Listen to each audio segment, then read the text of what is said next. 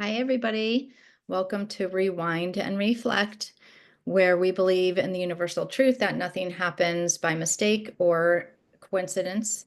And we are here to talk to you about our life stories and hopefully have you connect with some of them. My name's Deb Miller. Hi, Deb. Hi, everybody. I'm Susan Doyle. How are you today? Good, very good, very good. And The how are spring you, my has friend? sprung around here. Yes. Yay, Spring finally. has sprung 2 days in a row with sunshine, 70-ish, plus or Good. minus. It feels good. Got the windows open. And I, like we talked about before, this is the time of year, so I just self-cleaned my oven this morning. spring cleaning.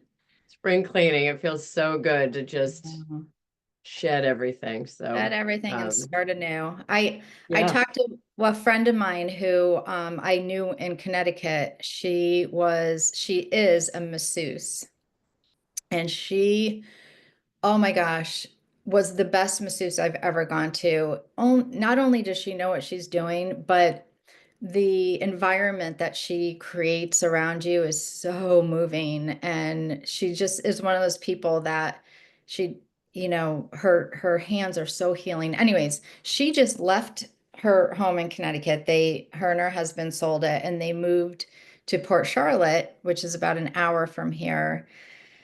And I was asking her how it was going, and she said, "Oh my God, I love the weather here, going to the beach like every day." And she said, the gray skies and the darkness in Connecticut just really got to me. And I think as we get older, that is like a real thing, that whole seasonal affect disorder or whatever they call it. yeah, yeah, that's what they And call it. Sad.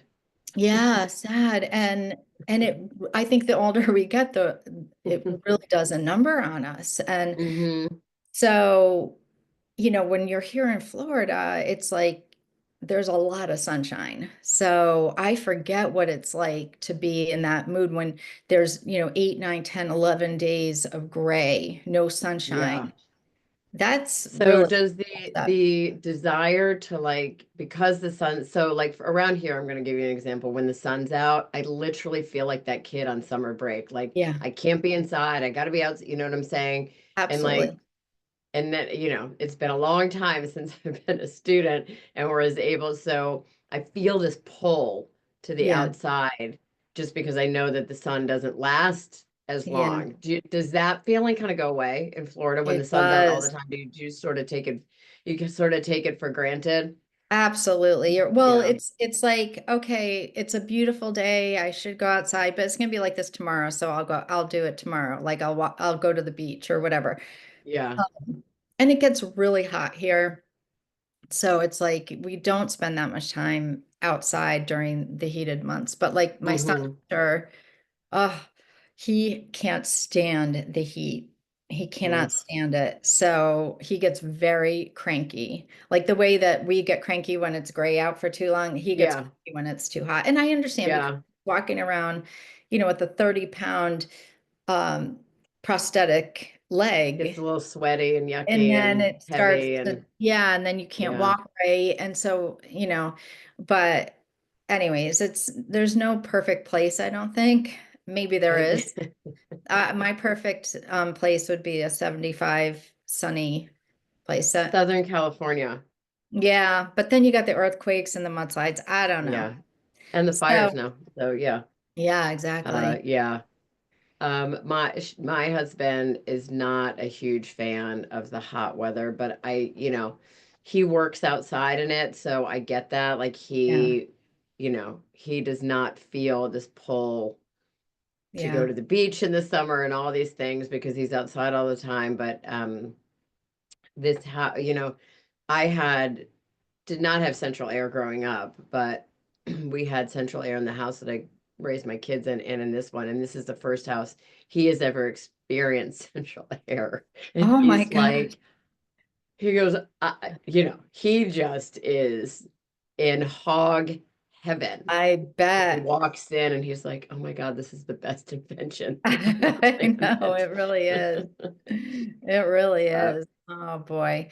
So, I was thinking, Sue, like, last week's, when we did last week's podcast about, how to talk to somebody that you love that's struggling with substance use disorder, I noticed that our numbers for downloads were really, really high. And I thought, okay, so this is something that a lot of people are struggling with. And I would like to, if you feel that it's something that you'd be interested in, kind of staying in that topic, but Yeah, maybe giving our audience even more tools for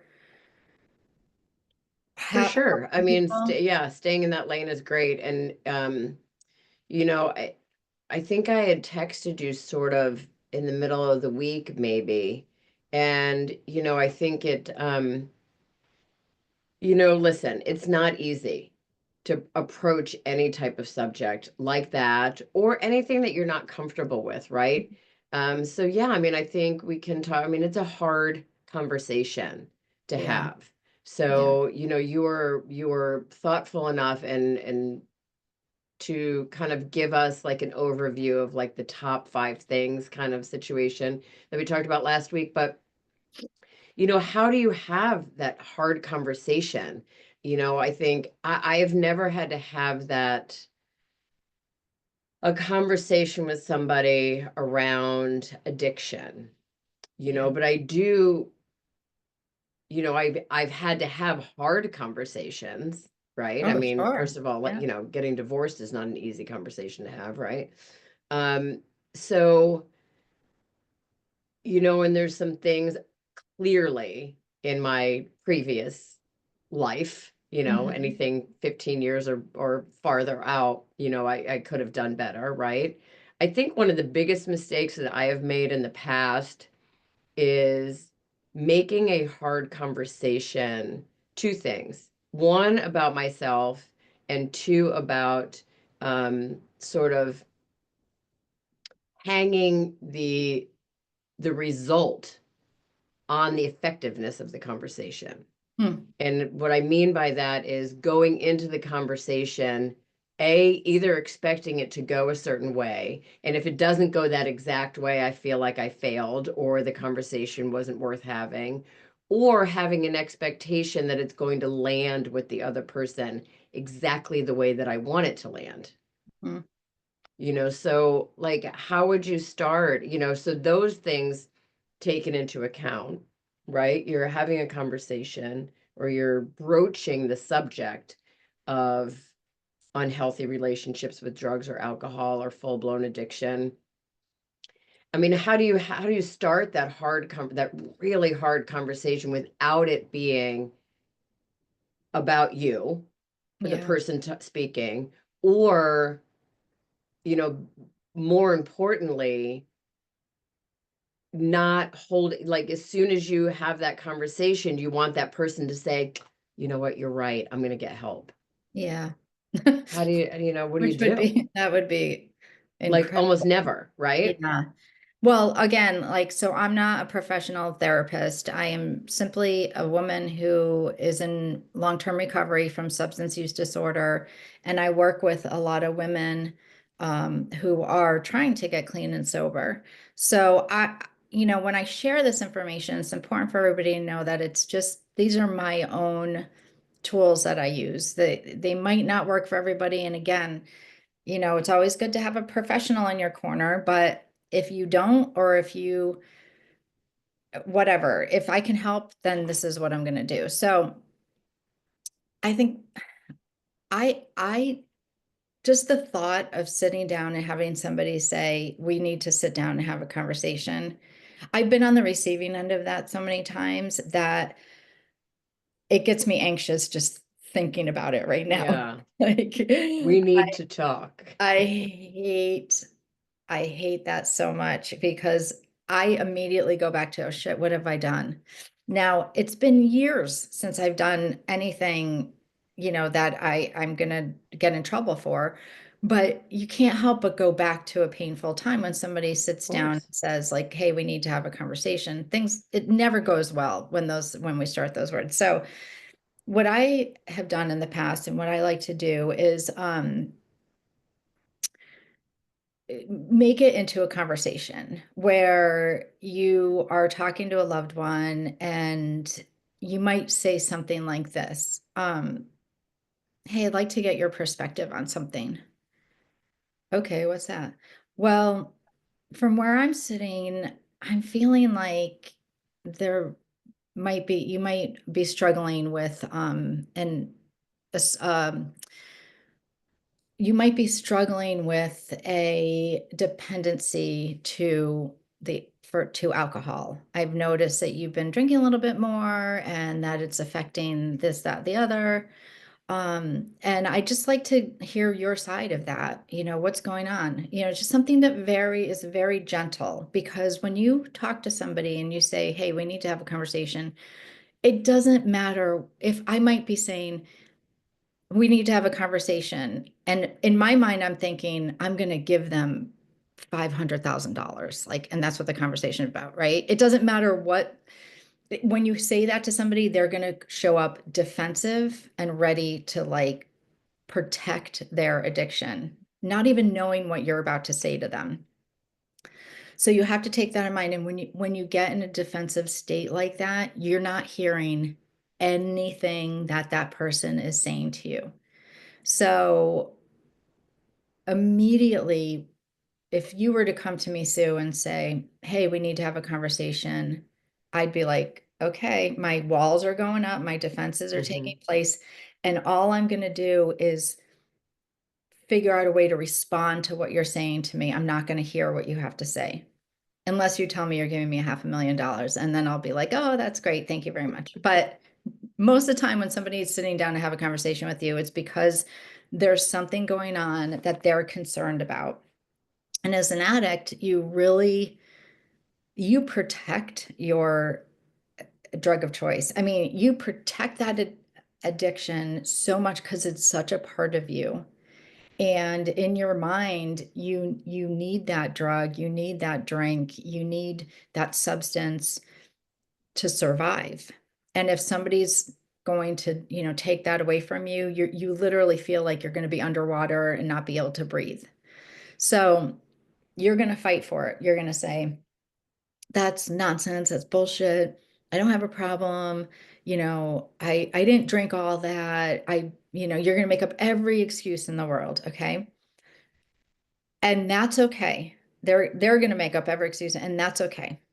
So at least you're saying, okay, I just wanted to get your perspective on it. Okay, well, if you are okay and you feel that you're okay, then I'm going to take your word for it. But I am going to keep an eye on it. You're just opening the door. Let's get your perspective. What are you thinking?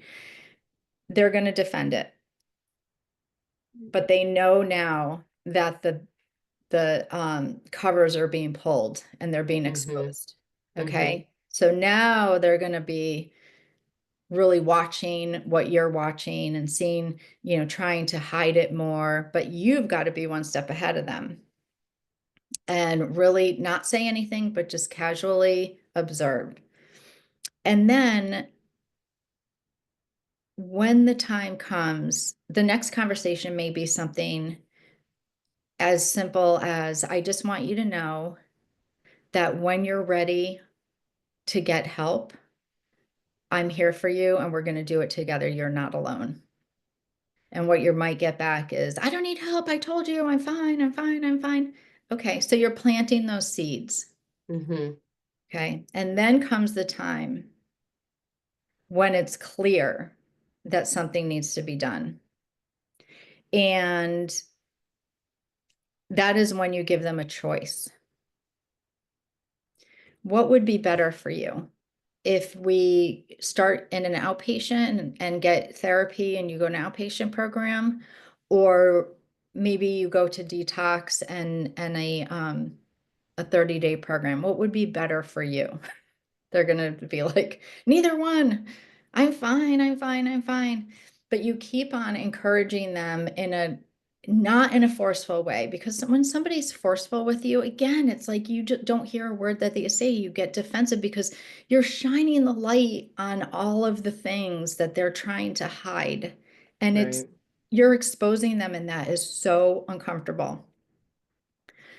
You have to understand that when the time is right and when they are ready, they will get the help that they need. And that's when you give them your love and support. However, there are situations that are you have to take control in. You have to, um, if they're driving under the influence a lot, they're putting themselves or others in danger. You have to step in and take control of that. And that's when you get really, that's when the tough love comes in. And And that so is incredibly how hard. does, yeah, I am sure that is very hard. Um, what do you say to people who, would say, I don't want to run the risk of pissing them off and they never speak to me again by broaching these subjects? You know what I mean? Because Yeah. I think that is a real fear of, if I bring this up one more time, they are going to shut me out. They'll never want to talk, they'll never want to come to the house or come to a holiday or pick up the phone when I call or anything like that, thinking that I'm going to constantly be harping at, I'm sure that's how they're feeling, on the same subject. Yeah. And I And think that's a fear. I think that's real. it is so real, especially, as a parent, because the last thing you want to do is if that the child, I shouldn't say especially as a parent, anybody that you care about and love is going through this, you don't want to shut them out because you're like, the lines of communication are open.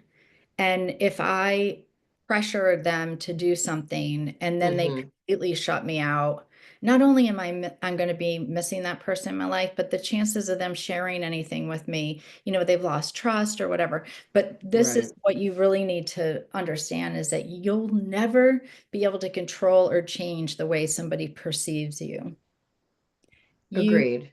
you will not, even if you do all the right things and show only love and kindness and do all of that, they still are going to perceive you in a way that you have no control over. So you got to let go of that. Hmm. And you have to stay focused on who you are as an individual and what you are going to allow in your life or coming at you, people who have substance use disorder, again, because they're being driven by their disease, can be so hurtful to the people Hmm. they love, mostly the people they love. And it's because they know that they can get away with it and that your love for them is so strong that you're going to forgive them because you know that you just want them well and you want them, Correct. that's all you want for them. But they are going to put together in their mind that you are the one standing between them and their drug of choice. And they're going to come at you guns ablazing because nothing can get between them and their drugs or alcohol or their food or whatever it is that they're struggling with. And you're the one who's standing up to them. So many people I've seen time and time again, especially like these the addict or alcoholic, their lives have become such a mess and so much chaos and drama that people just flee. I don't want to be part of that. I Hmm. don't want to, and then it's you're the one who is left to deal with the situation. And Right. so you're getting, you're punching, you're the punching bag. And it hurts like hell because all you're trying to do is help the situation or create the relationship that is loving and kind and it's just not working. Yeah. So you can never control the way other people think of you. Even if you're not dealing with somebody with substance use disorder in this world, they can look at you and and somehow on some kind of unconscious level, you remind them of somebody that they didn't get along with when they were in third grade. and they just don't like you. Like that happens all the time. It really does. Mm-hmm.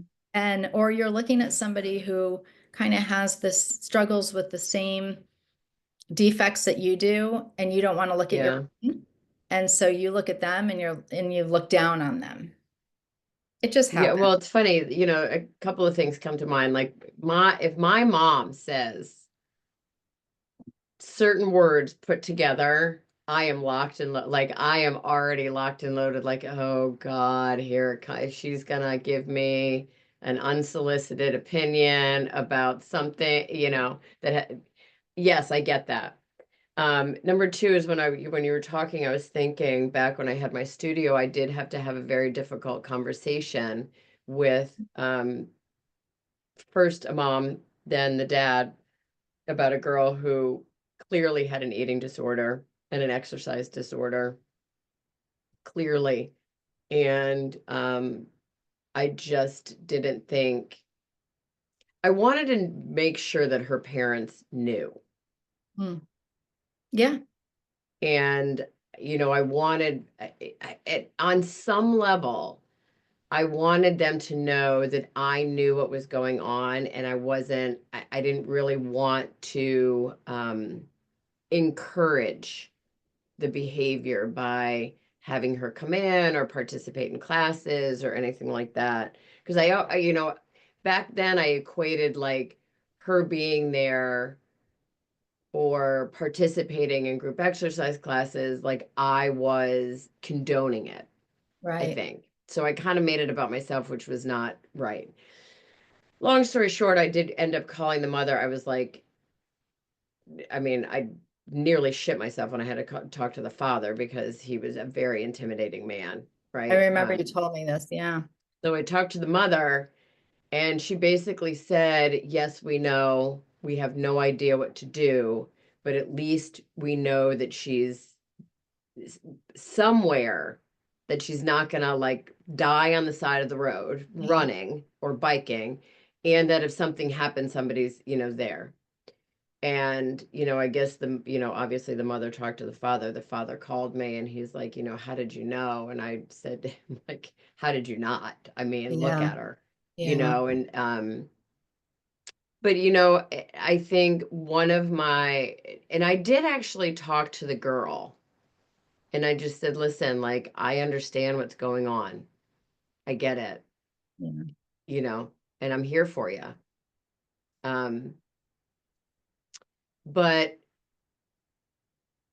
I do specifically remember not attaching any type of result driven conclusion to the conversation with any one of them. Yeah. And it was really hard. It was Yeah. really hard. So I suspect too, I mean, so I think, when I had the courage to also tell my story to people more in private back then than in a larger forum, I did, it felt as though I had a little credibility Hmm. in the space. Yeah.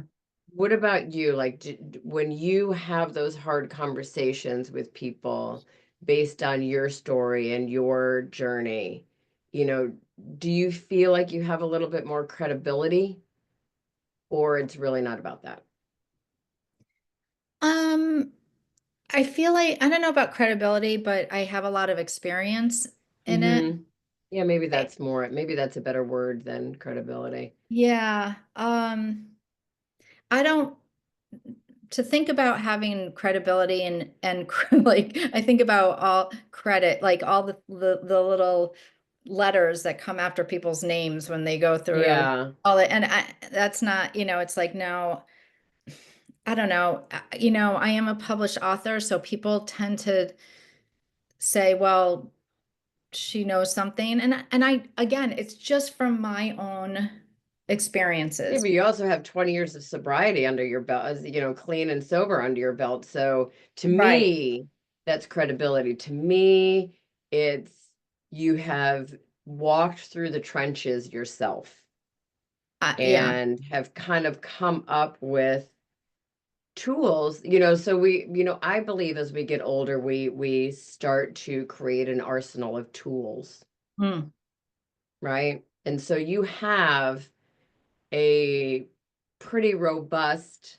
full toolbox when it comes to the 12 steps and staying clean and staying sober, even if it was just what worked for you, right? yeah, And so that's what I consider credibility, you yeah. know. Um, I just use what, and that's, when I'm even working with a sponsor or a sponsee, I'll say to them, I am going to share with you what worked for me. And you can take from it what you want. If some things that you don't agree or don't work for you, then we can explore other things, other tools, other ways mhm. to get you to the next step. But all I can do is share with you, how I remain clean and sober, especially during the really tough times in life. Yeah. Mhm. Um, And so we start there. And I've had so many sponsees that have relapsed. It's just part of the Okay, game, so let's take it the there. nature of So it. your sponsee relapses. Does that require a really hard conversation from you to them when they relapse? Like, Yes. tell me about that. I mean, that's a Yeah. Oh hard my gosh. conversation Yeah. because Well, now you're dealing with somebody who feels like they failed or right. whatever. Right. You tell me But that. it all depends on the way that first of all, I talk about this in my book. I had I had sponsees that would relapse, that one tried to kill herself, one, and I took that, talk about putting the result, taking responsibility for the result.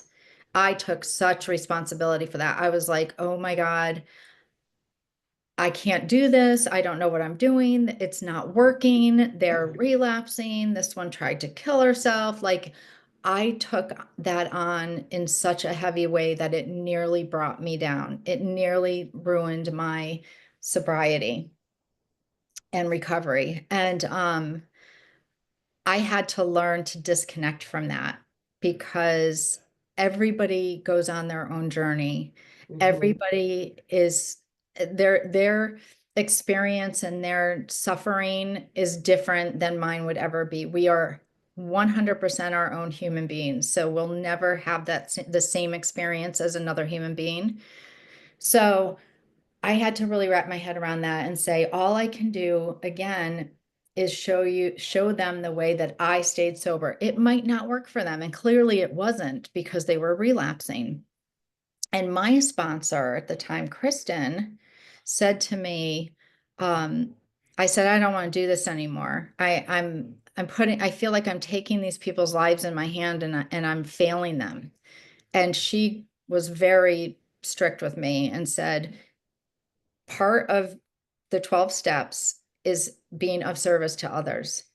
You have to Hmm. realize that the outcome that people have is whether they succeed. If they succeed, you're not going to take that like, oh, look what I've done. No, it's not what you've Yeah. done, it's what they're doing.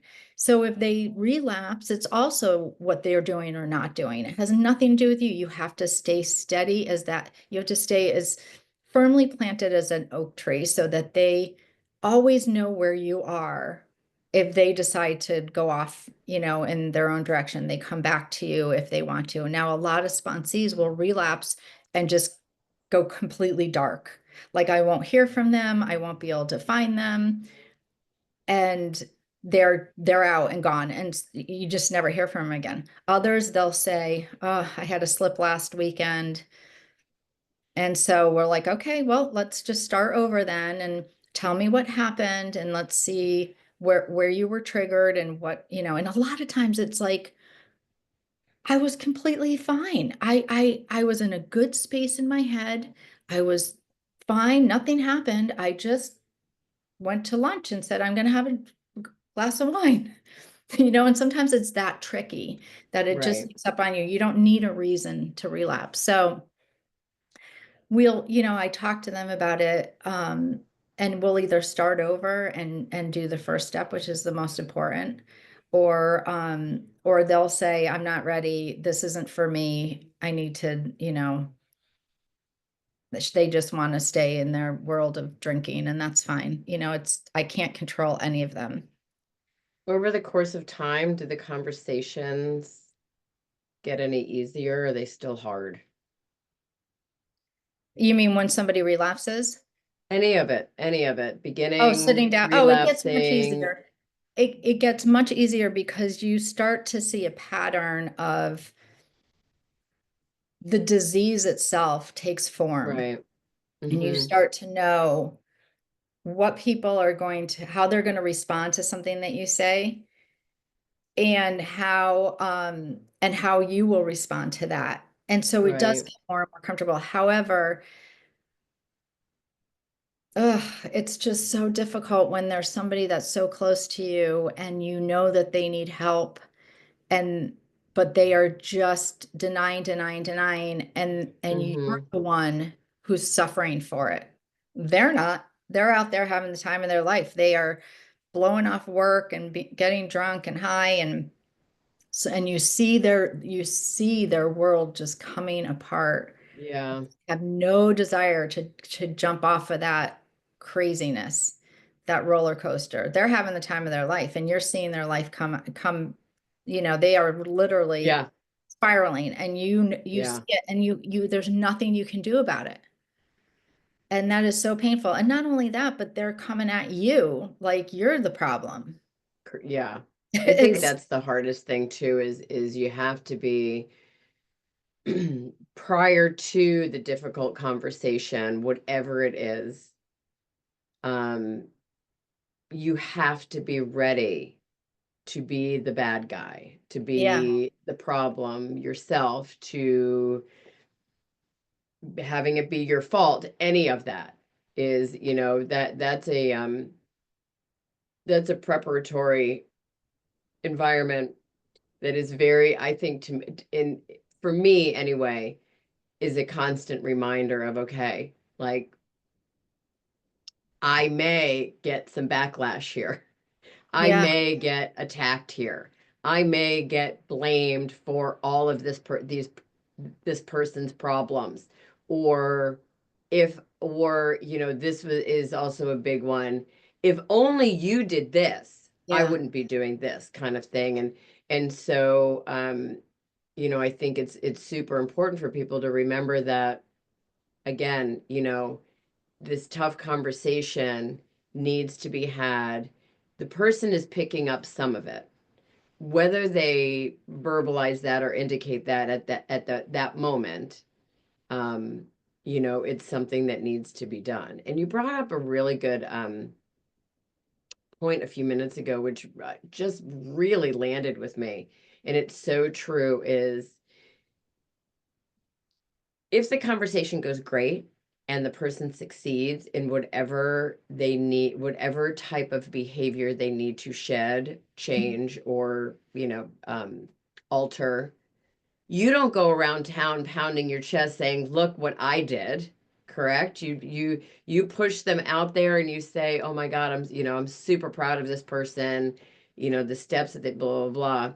Yeah. And so we have to give ourselves, and here it is again, we have to give ourselves grace in knowing that if it doesn't work the first time, second time, or 15th time, you're not to blame. Right. Yeah, absolutely. They're either going to choose to do the hard work, and they're the ones doing the hard work. Hmm. Okay, so it's exactly the same in your exercise class. Okay, like you can get somebody on the, what do you call it, bicycle, and you can say to them, if you do this for It 15 is so minutes, sad that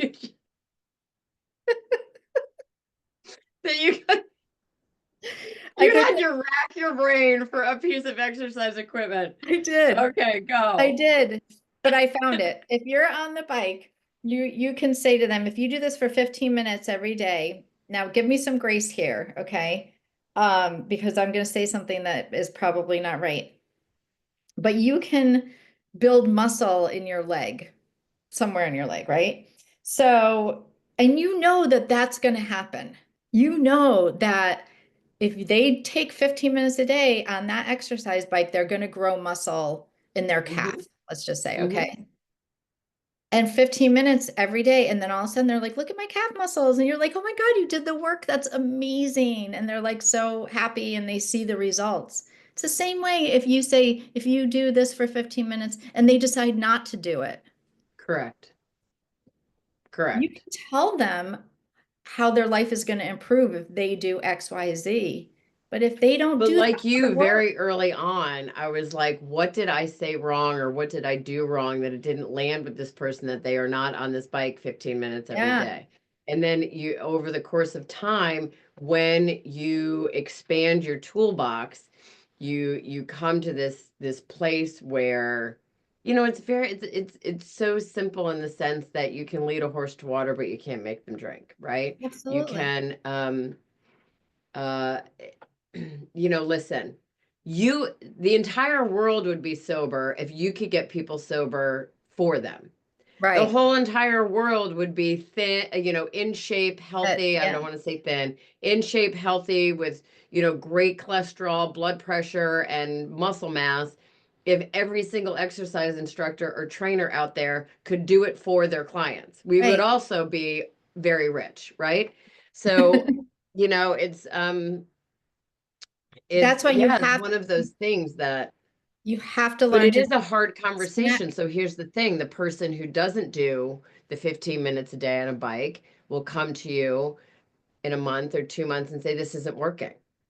And then that hard conversation has to be, you didn't do the work. Yeah, you didn't do the work, or okay, maybe the bike isn't the right vessel for you to try to create that. So it's like, okay, this isn't working. This the steps that you're walking me through and mentoring me through are not resonating with me. I don't know why. Right. They're just not, it's not happening. Okay, so let's look at something else. They're getting sober does not mean you have to be part of AA and do the steps. I mean, it is the most Correct. proven and effective way to be in Agreed. recovery.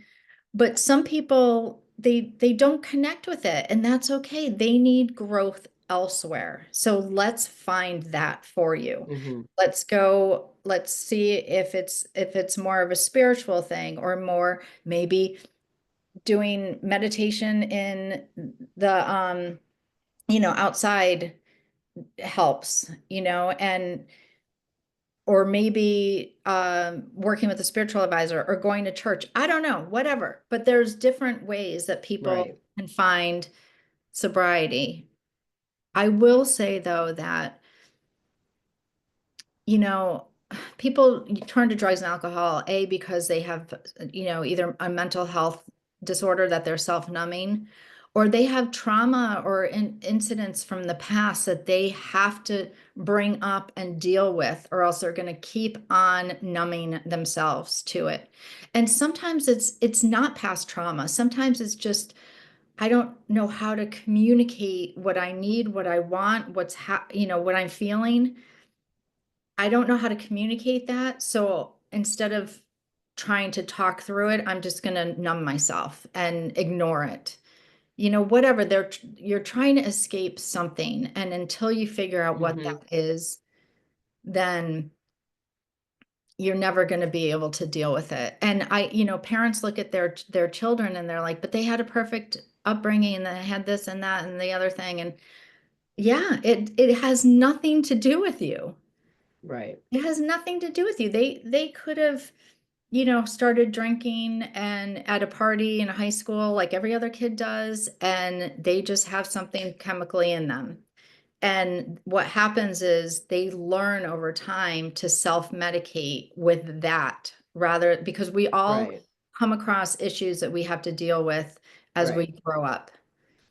And a lot of them are uncomfortable. So Well, so yeah, go ahead.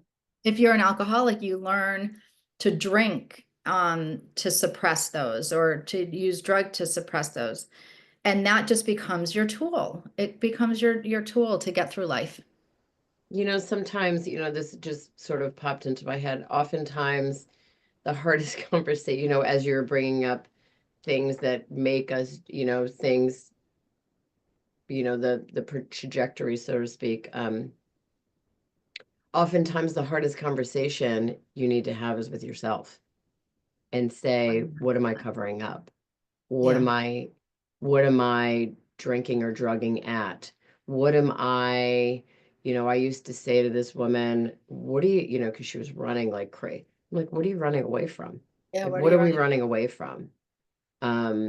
So that difficult conversation often starts with you and a mirror. Yeah, absolutely. Absolutely. And looking in that mirror and saying, I am not the cause. I didn't cause it. I can't cure it. I just have Right. to be there to support and help. Correct. Yeah. Yeah. I mean, I think Can't change might it. be you can. I think that might be a good place to kind of to wrap it up is, it's a full circle sort of conversation here where, the difficult conversations are part of life, right? I mean, they're just part of life, whether you are talking to somebody else, whether you're the talker or the recipient. But a good place to start is an honest conversation with yourself. Yeah, true. Well, I hope if any of our listeners, need additional support, they reach out because I'm happy to help in any way I can. Um, I'm very excited about something. I'm going to share some news with you. Yes. I have my first public speaking event next week. So I know it's very cool. It's for a nonprofit in New York, and it's called the Care Coalition. And it's an amazing organization, and they work with people who suffer from substance use disorder, mental health, and they have a candlelight vigil where they remember people lost to the disease and to suicide. Mm. And they've asked me to be their keynote speaker. So I know Bravo, my friend. a Bravo. week from Thursday. So when you're listening to this podcast, it'll be a week from the day that you're listening to this in New York.